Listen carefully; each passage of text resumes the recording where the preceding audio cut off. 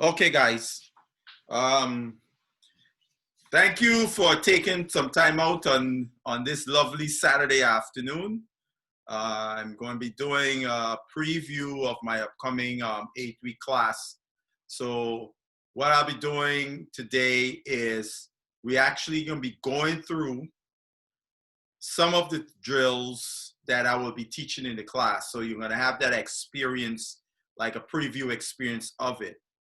Now, everybody in cricket, whether you're a bowler, even if you're just a bowler, everyone has to bat. So if all of you guys can, in the group, I sent you guys an article. It's called Binocular Vision and Cognition. I would want you guys to pull that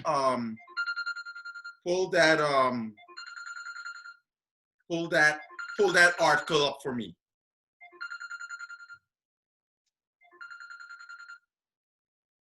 So pull that article up for me. Because in that article, we're going to test something. Everyone is going to do a test. So each one of you will know, find out whether one or both of your eyes is what we call suppressing. Coach Butcher, just for 1 second. Mark is telling me need this thing on his messenger. His messenger? Oh, you can do that. Let me see. That is it. I don't know. I just got a message from Sean. Telling he wanted to be sent on his messenger. I don't know. Mark, that's Mr. Mark Harper. Yeah, could you send it to him on his messenger? Yeah, I'll send it to you now. All right, send it on his messenger. All right. Yeah. That article, you'll see there is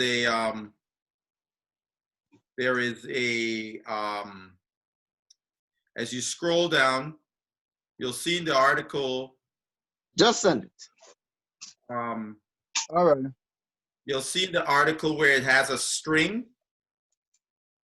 This thing right here with two balls. So I want you guys to get to that. Make sure you guys get to it, guys. Acknowledge when you're ready so that he could continue. Yeah. So what you're going to do, you're going to take your phone, you'll put it at your nose like this, and you're going to look down. Firstly, if you're looking from the green ball end, down the middle of the green ball, right? And after you finish doing that, then you're going to switch your eyes to down the middle of the red ball.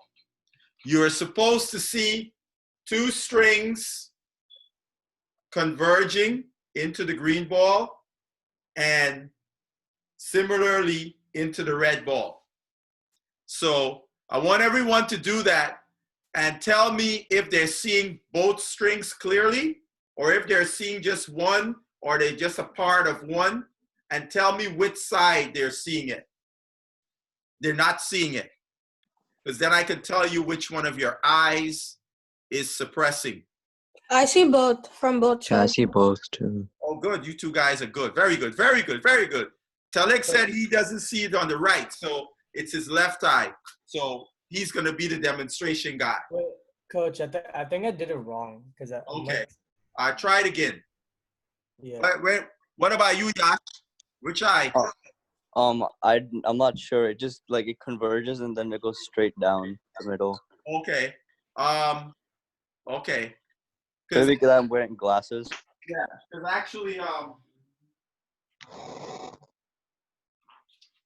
we usually use something like this.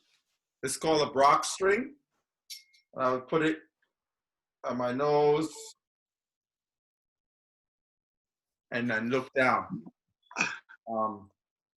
And different distances.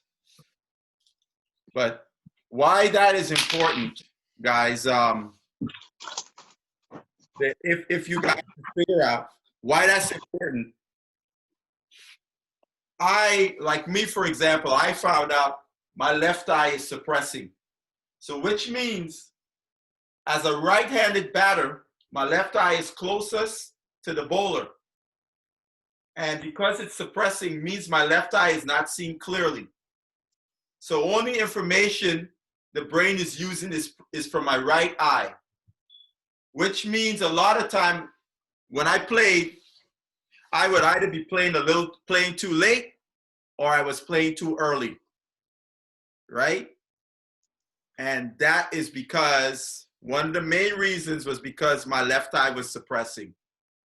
So when those two eyes are working together, that is the first fundamental thing you have to have as a cricketer.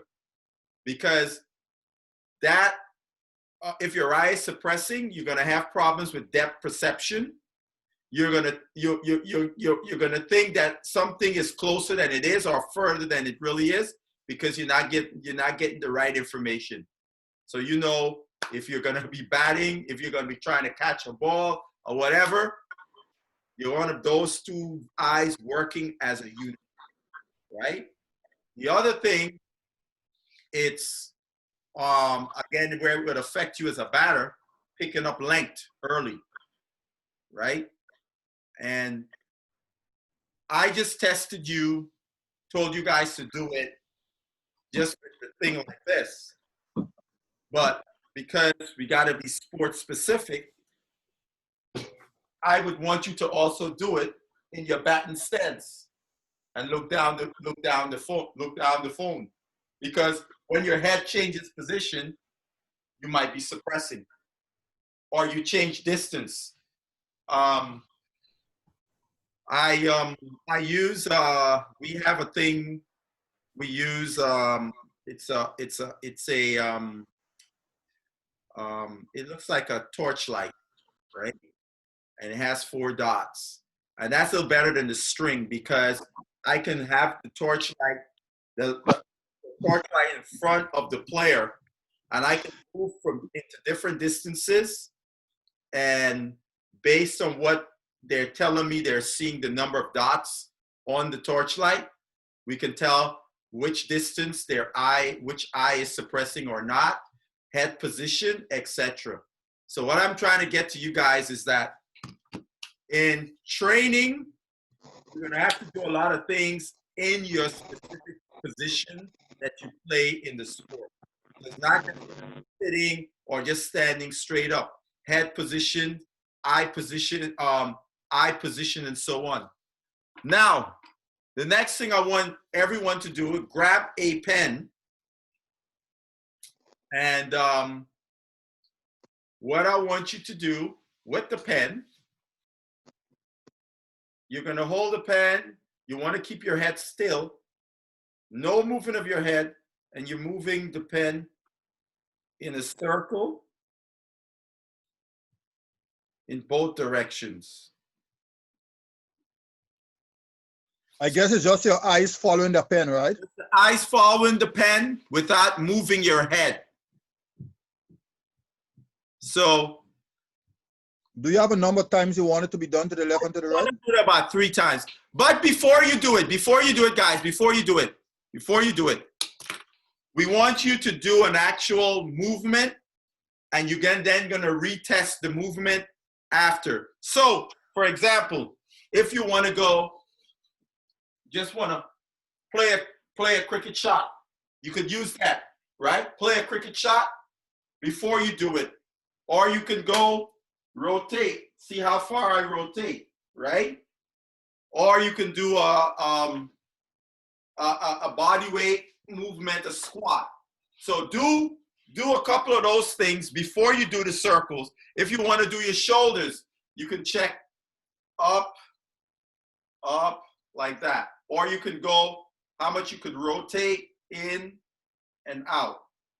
So check a couple of those movements. Then I want you to do the circles, and then you're going to recheck the movement.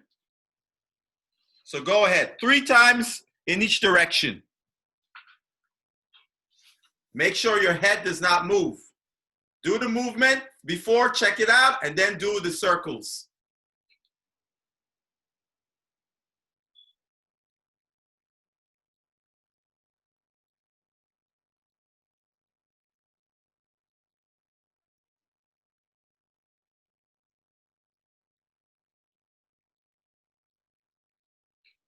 No more, it's circles. Yeah.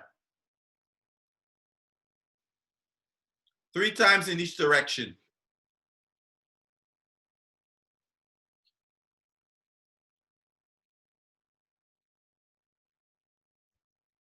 All right. When you finish it, go back and retest those same movements to see if they improved or not.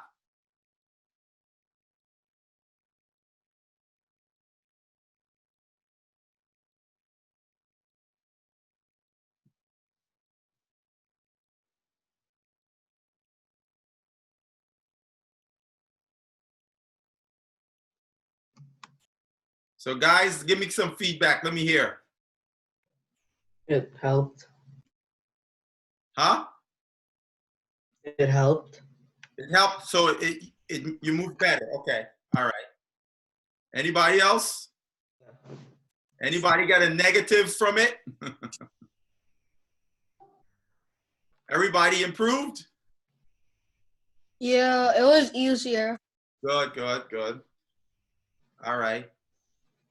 Anybody, was it better or was it worse? All right. I like it is better. Okay, good. So I'm just trying to show you how it's important, your vision, your eyes, knowing, being able to move your eye muscles, because that's what you're doing with the eye, doing that with that. You're doing your eye muscles. Now, similarly, now we're going to do another one with the eyes. And what I want you to do, and I'm going to demonstrate, and I'm going to want to use one of you guys and I want all of you to watch when whomever I call out to do it. We want to watch it, their eyes when they do this. So they're going to have a pen if they want, and you can look at the tip of the pen, and you're going to bring the tip of the pen to your nose, just up to where before it splits into 2, and take it back out. Now, who wants to volunteer? Because we want to look at their eyes. So they're going to have to get close to the camera so we all can look at their eyes as they do this. So who wants to volunteer? Any volunteers? We'll take Tilak. So get close to the camera, Tilak, and I want you to do this so we can see actually watch your eyes as you do it. So you may have to keep the pen a little bit lower, not too, like about here, to your nose. So everybody look at Tilak's video as he does this. Look at his eyes. So start. Bring it straight to the middle of your nose, the middle of your nose. And take it back out. I want you to do it like 3 times. Just look at the white in his eyes between the eyeball and his nose. And look again. Yeah, I already see it.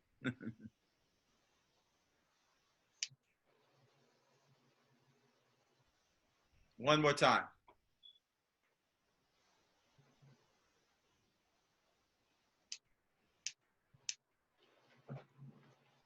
All right. I saw it again. You guys see anything? Anybody see anything? What do you see, Yash? The white between his eyes and nose, it decreased. The amount of it decreased. So like you saw less of it. Okay. All right. Well, mine has a little more experience because I do this all the time. His right eye was lazier than the left. The left eye was moving a lot easier, and the right was like behind and then jumped, right? So think about that, because this is about both your eyes converging on a target. And his right eye is that. Think how that can affect many aspects of him batting, fielding, seeing a ball come into the air to catch, because both his eyes are not converging on the target clearly. So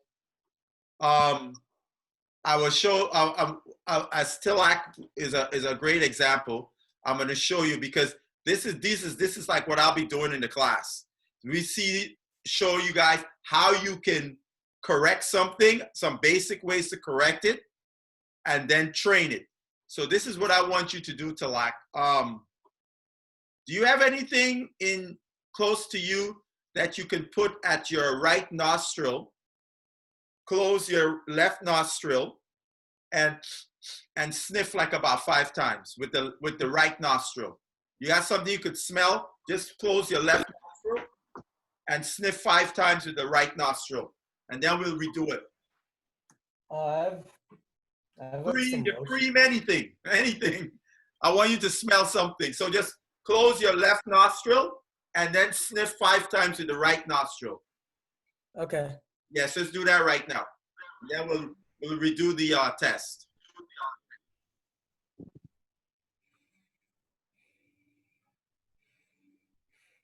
All right? Yeah. Good. So go ahead. Do the pen again. Let me watch your eyes. Okay. All right. Go ahead.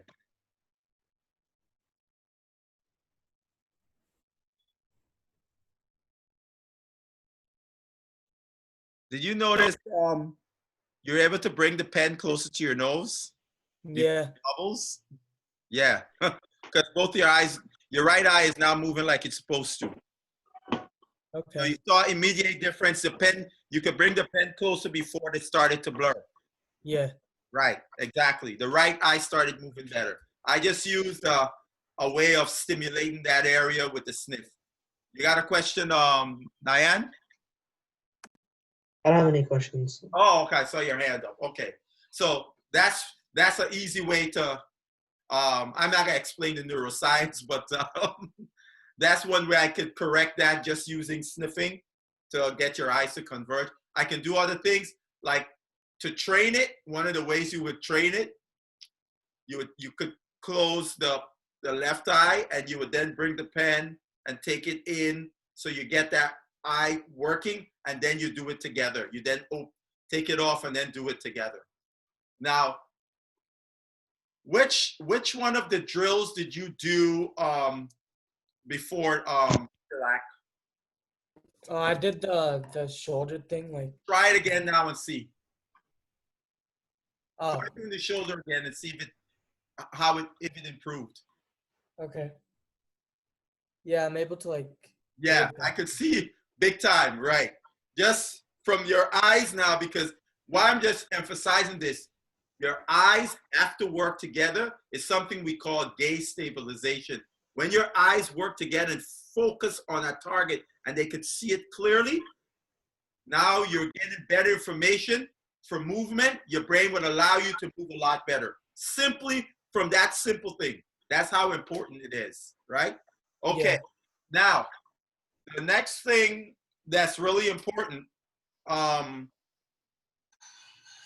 batting, for bowling, for fielding, throwing the ball is something we call reflexive stability. This is a stability that you don't have to think about when you execute in any skill. However, why it's so important, because roughly about 90% of the stability that we require for us to move well comes from reflexive stability. So if your reflexive stability is impaired, you're not going to move well. You're not going to be able to express this power and strength, the speed, and all of that.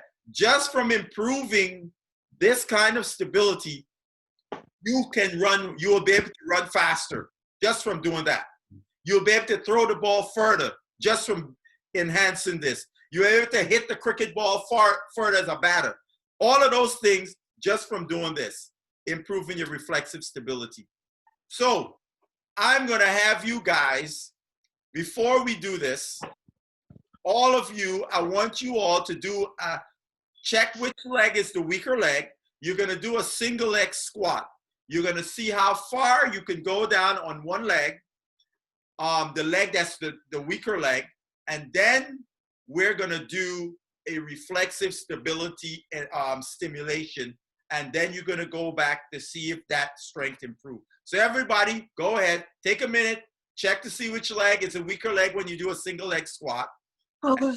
You're gonna use that as a leg to retest. So go ahead.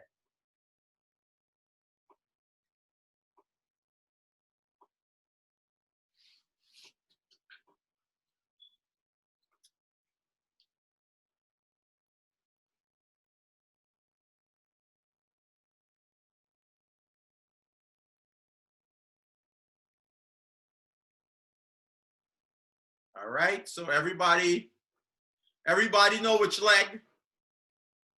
So for the guys who know, it's the right leg. If it's your right leg, because we're gonna do this, again, we can use your thumb or we could use a pen. So why I like using a pen, because if you have a target like the letters, I want you to keep your eyes focused. It's more precise on that specific letter. So if you did it on the right side, your right leg was the weaker, I want you to do this. You're gonna hold the pen and you're gonna take it upright and follow in with your eyes, your head and neck. If it's your right side, you do it on the right. If it was your left leg, do the same thing on the left. I want you to do it 3 times. So you have a pen here, and you're going up, right, following with your head and neck and your eyes on the target, coming back to the middle, up, and back. 3 to 5 times. And then I want you to do that single leg squat again and give me feedback. Coach, should we do this with glasses on if we need glasses? Yeah, you can do it with glasses on because you function with glasses. I mean, not to use the glasses, but for now, you function with glasses. How'd it go for you, Nyan? It was easier. Right.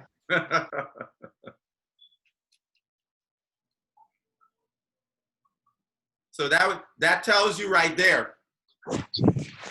Stable, you now can express your true strength. So everything that you do, you will be able to do better. How about you, Talak? How'd it go? Yeah, that was easier. All right. I tried both legs and I felt like it felt like equal on both sides. Good.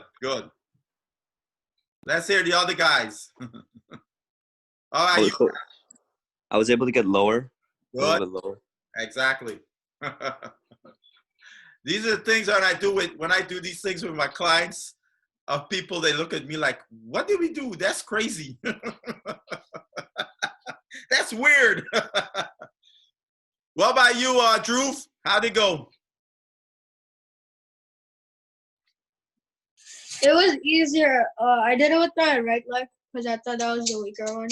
Right. And Okay. I was able to go lower. Good. What about you, Shapnil? I was able to go lower too. Okay, great. Right. What about you, Morris? It was good. All right. That's good. Morris knee. I hope that knee getting stronger, boys. Well, it's the same side, right? Good. So, guys, whichever side it was, right? We're gonna now do a double whammy drill now. So if it was the right side, you're gonna turn your head and look up right. And then you're gonna take the pen and you're gonna go, not moving your head, you're following the pen up and down with your eyes. Do like about 5 of them, up and down, 5 or 10 of them, and then go back and do that same squat. So whichever direction you had to do it, you take your head, hold it in that direction, and then follow the pen with your eyes up and down. So like for me, it would be left. Just follow with your eyes up and down. And then go back and try to squat.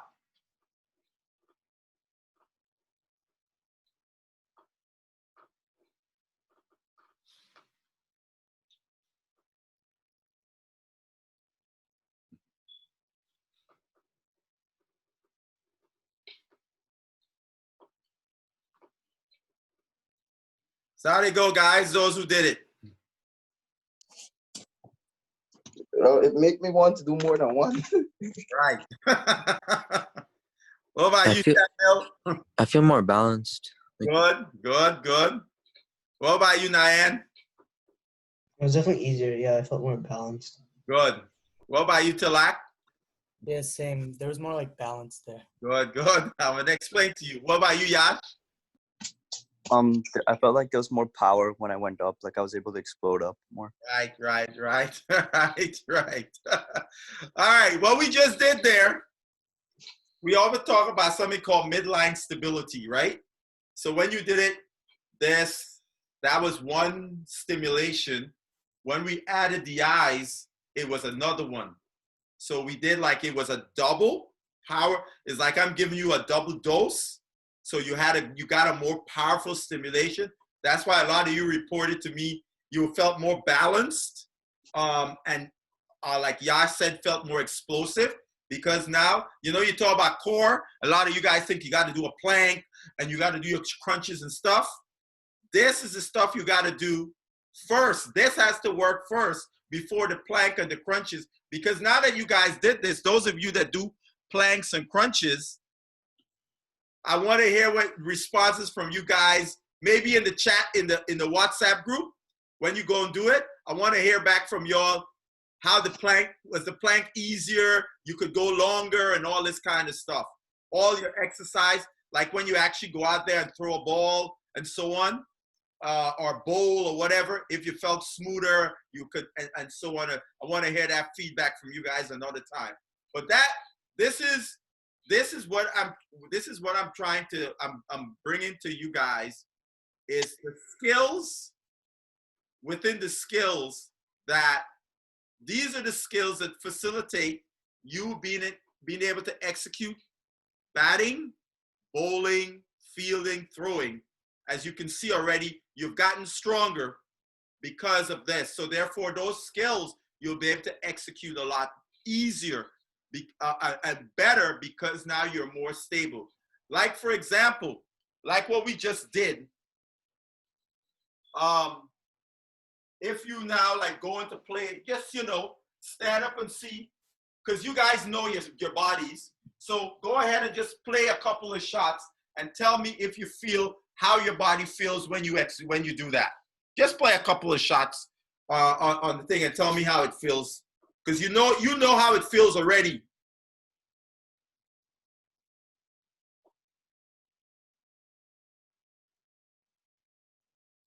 Go ahead, Yash.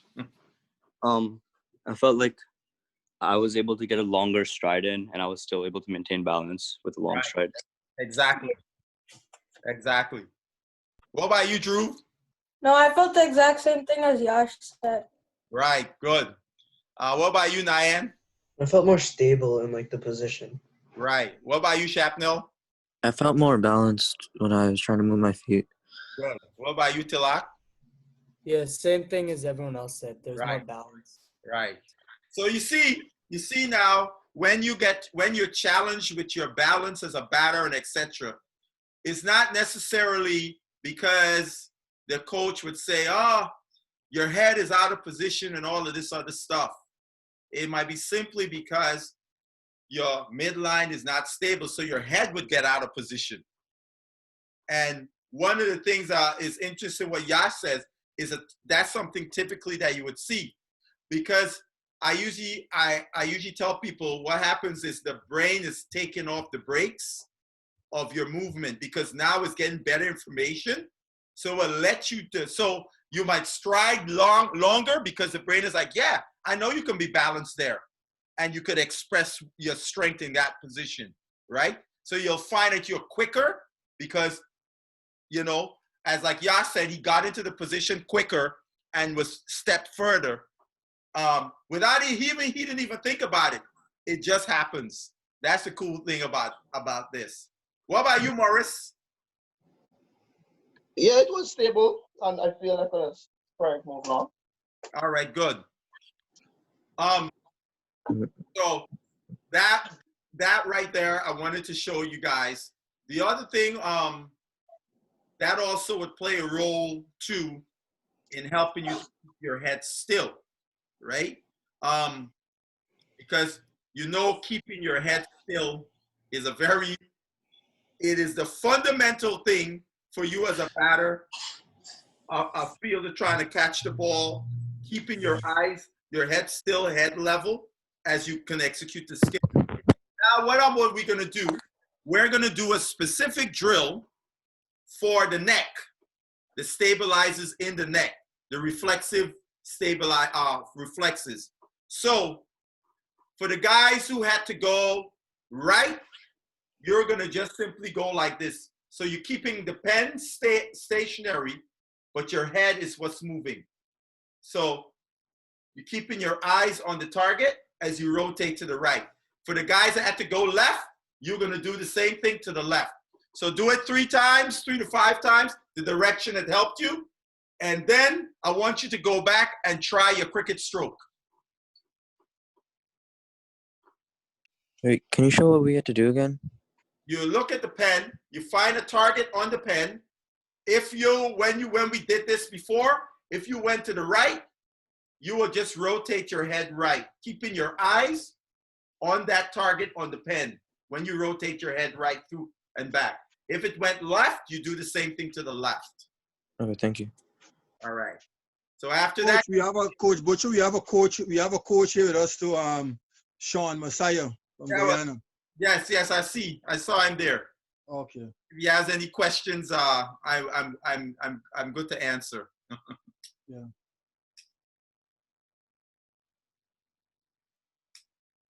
How the stroke feel this time, Tilak? I felt more powerful and like balanced. You feel like your head was on your neck better? Yeah. I'm like. What about you? Yash? Go ahead, Tilak. Go ahead. Felt like looser when I was like playing it. Good. All right. What about you, Yash?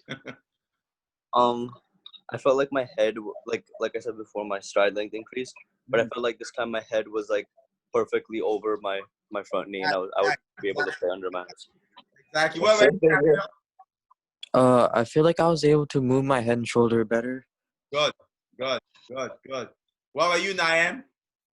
It just felt like cleaner, like I was able to do like it more easily. Good. What about you, Drew? Yeah, everything was just easier. Good.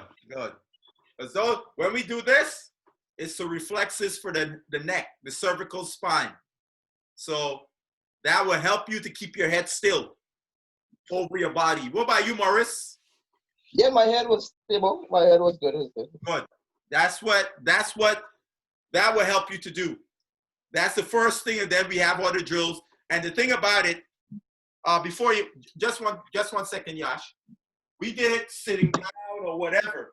I would also have you in your batting position, and you would, you see, and I would want you to be able to do it.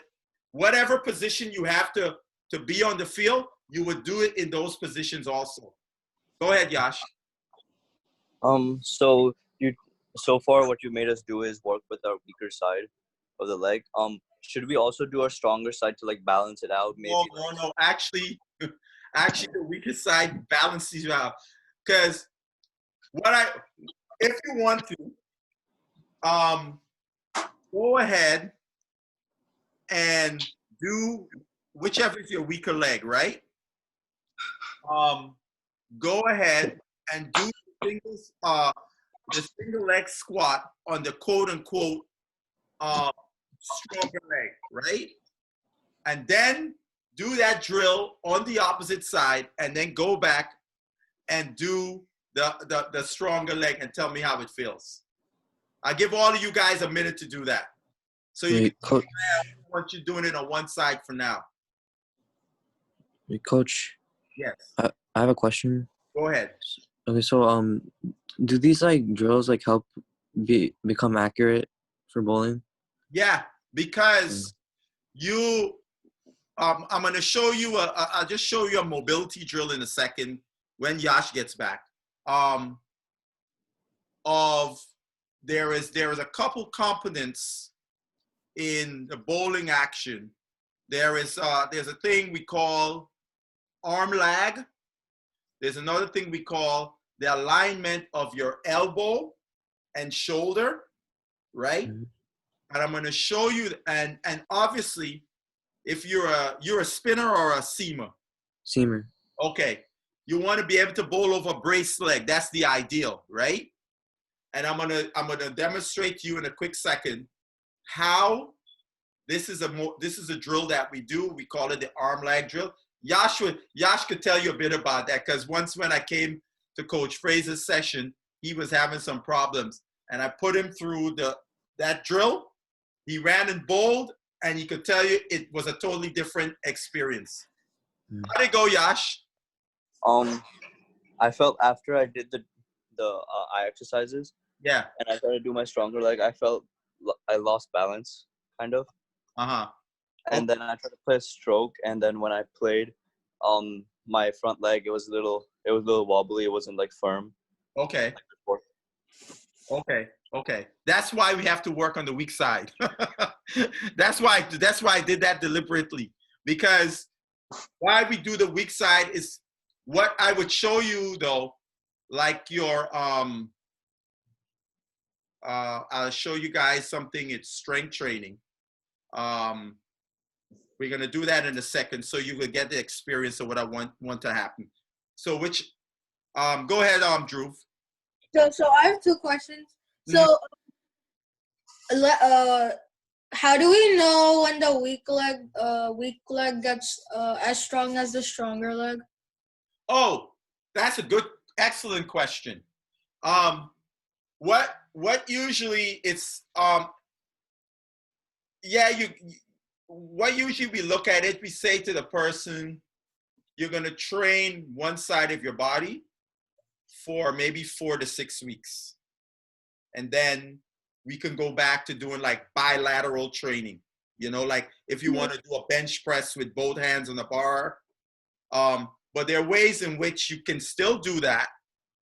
What we call bilateral training. Like I'll use myself as an example. My left side is the side that has to catch up with my right side.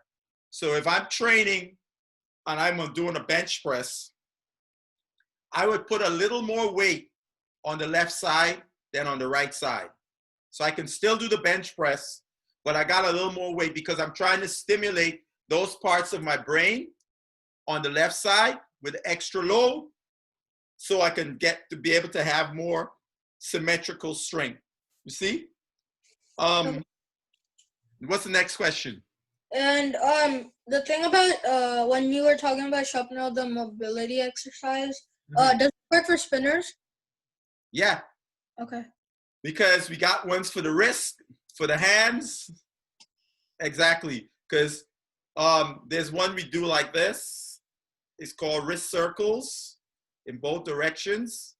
Now I'm showing you standing here, but then I would want you to have to do it in the position you're going to let the ball go, right? So you got the requisite, and then I can load it, can have you hold a band in your hand as you do it. So you're mobilizing your wrist at the same time, getting it strong, because you got to keep doing this throughout a game, right? So you're going to need the strength. You don't want to, like, after 5 overs, I'm not getting the revs on the ball because my wrist got tired, right? Yeah. So I'll show you guys how we'll do in the class, when I do it with the class, how you do things with the bands to load up mobility.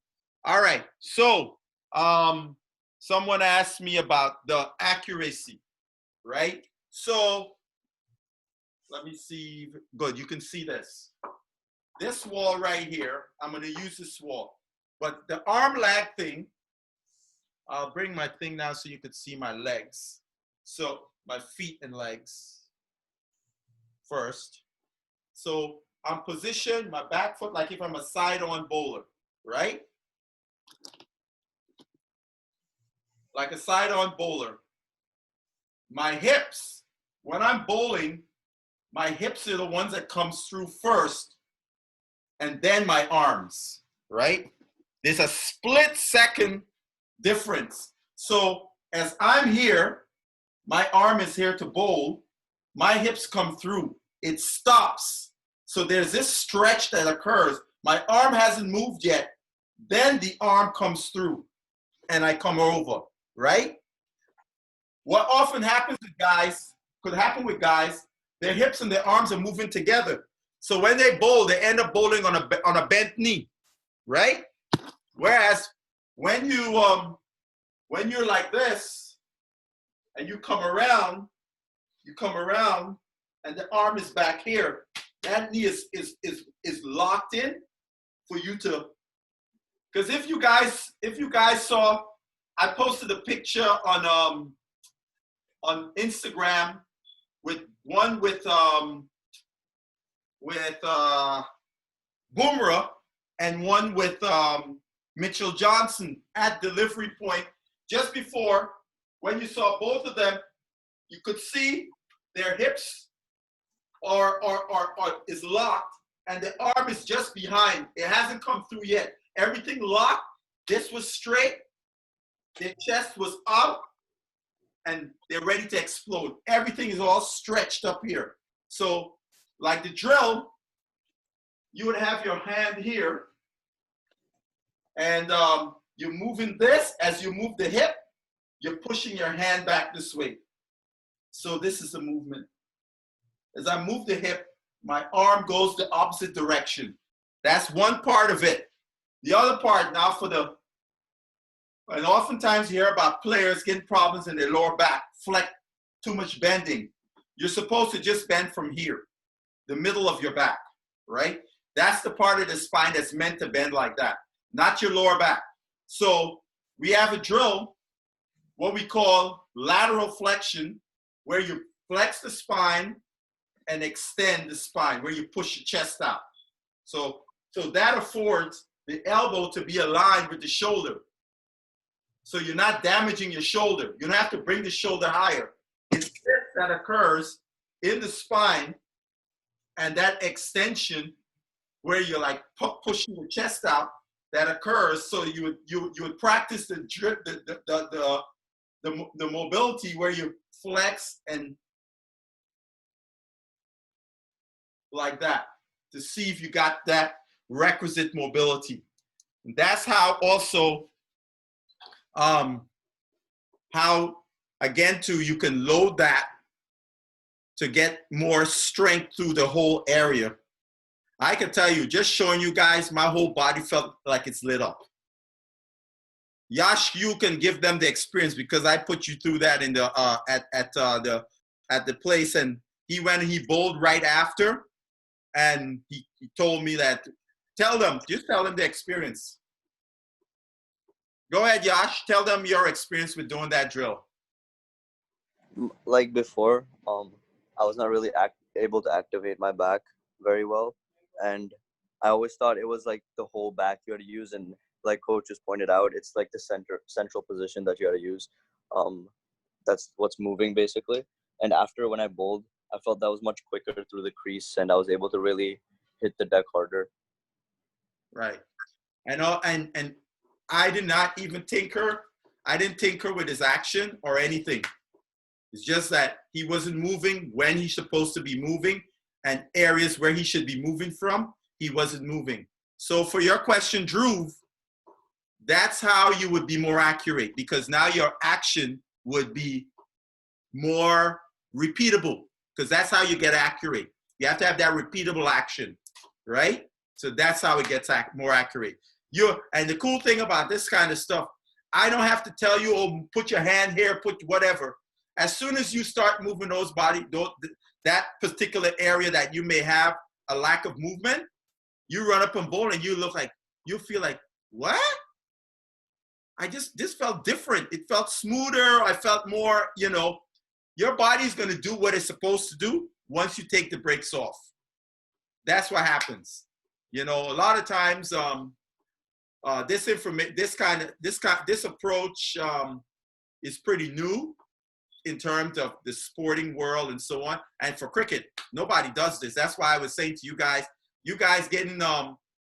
would be getting information that will put you way ahead of your competition. Because another thing I'm going to teach you guys about how to train like an elite athlete. You want to start to learn to do that now. If that's your goal, you want to play for United States, which is the highest level here. You want to learn, you have to start to inculcate those elite habits from now. We don't want to wait 2-3 years. You start doing it now. You will be way ahead of your competition. I can guarantee you that. I can guarantee you that. People are going to start asking you guys, what have you been doing? And a lot of these things you could do in your house. You don't have to even go out on the field. The field is where you're actually going to see when you go out and practice and stuff that, you know, you'll see the difference in when you executing your skills, you know? So this is just, I just wanted you to get an experience of what we'll be going through. I'll be talking to you guys at about recovery, you know, learning about all the ways to monitor yourself if you're recovering. If you guys want to, well, I'm going to talk to you guys about a little bit about nutrition, because there's a part of the class, the last part of the class is what I call putting it together, where we're going to actually go through practically how you can design your training day, how you would put together your training. Like when you go on training, this is, I'll do this, do this, do this, do this, based on the time frame that you're going to use for your training. You will put the appropriate time to each element. So now you will have a roadmap of how to go out there and do it like the best of the best do it. You're not going to be doing anything anymore just to show up at the nets or what have you. You're going to have a specific focus, because that's how the best players in the world in any sport do it. They don't just turn up and train. They have every training day, they have a specific goal in which they're trying to achieve in their training, and they would set up their training accordingly. So when we talk about putting it together, those are things we're going to be talking about. Recovery, right? We're going to talk about recovery, nutrition things, give you guys some principles in terms of nutrition. Supplementation, I'm going to give you guys some principles because everyone is different. So I'll give you the principles and how you can assess yourself.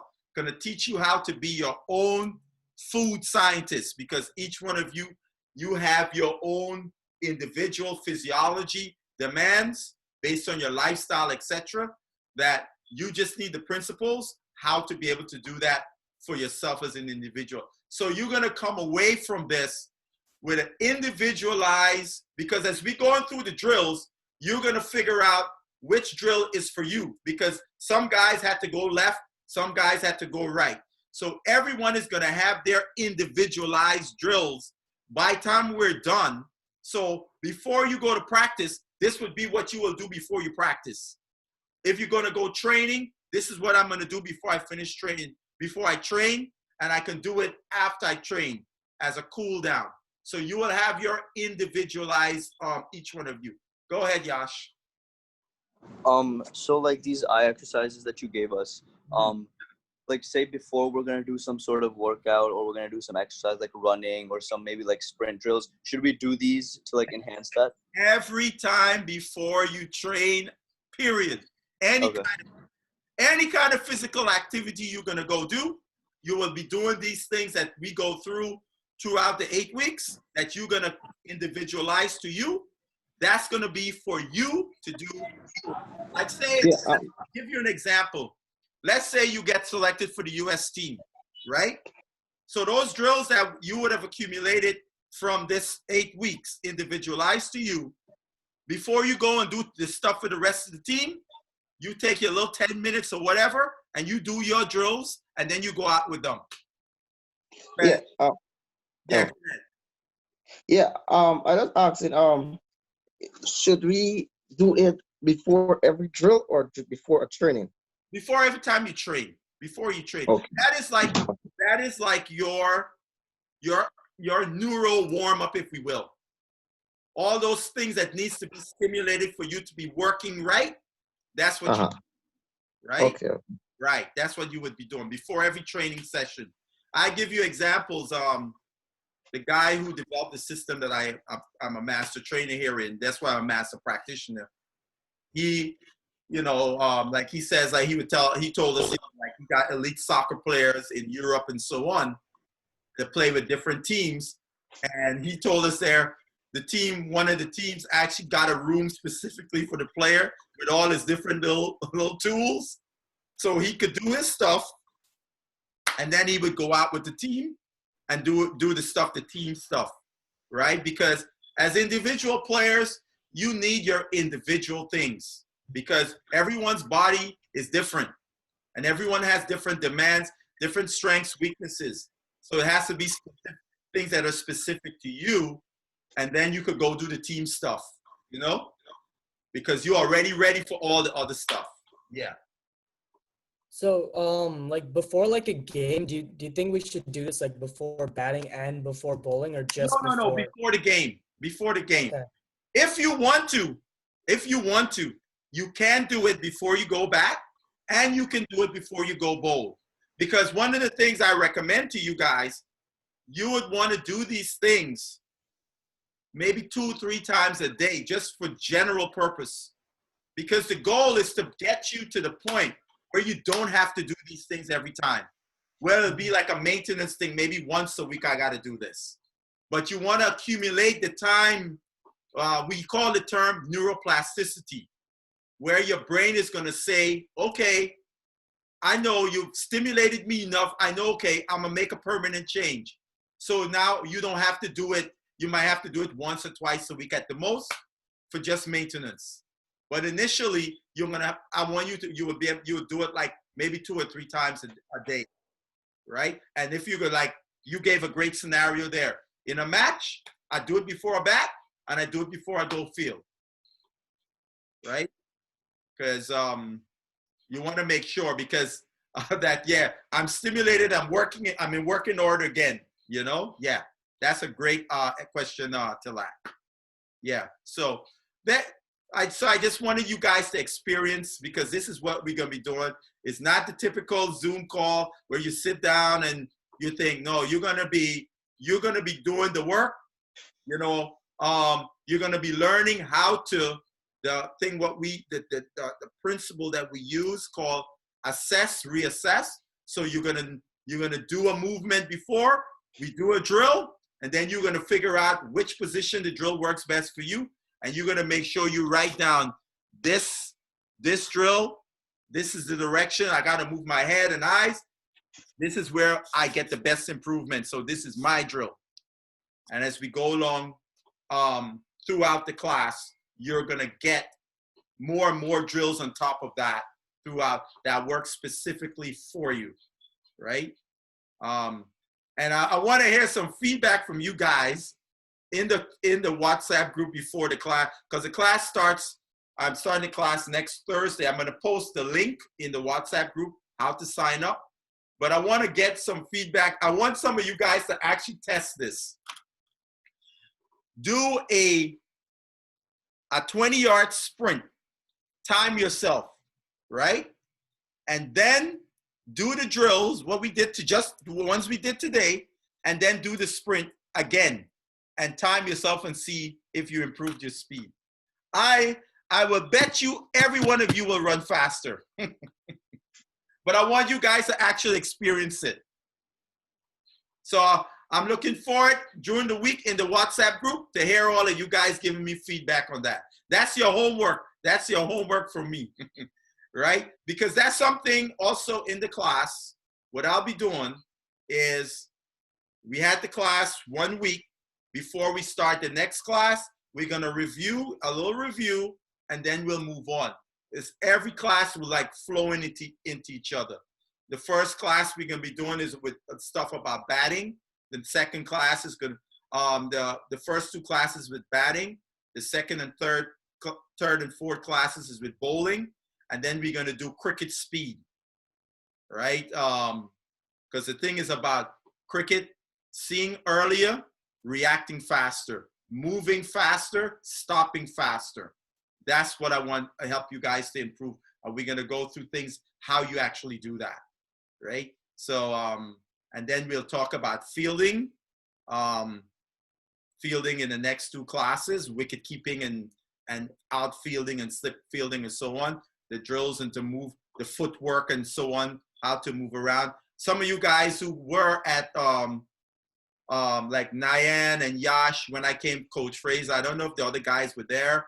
We did some footwork things, change the direction, and they could tell you that their footwork, they were moving a lot smoother. So we're going to do that. And then the last class, we're going to go through, as I said, putting all this stuff together so you can go out and actually practically know how to do it for your play, to improve your play, your training, etc., etc. All right. So are there any questions before we go?